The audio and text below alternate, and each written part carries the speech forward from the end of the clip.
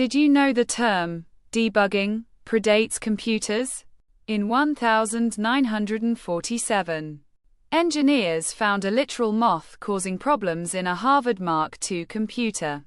But the idea of debugging goes back further.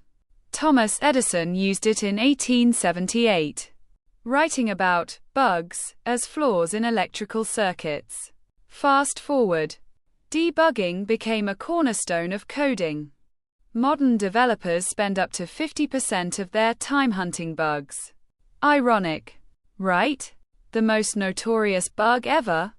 A missing hyphen caused NASA's Mariner 1 spacecraft to fail, costing $18.5 million in 1962. Debugging isn't just fixing code. It's saving history from repeating itself, one bug at a time.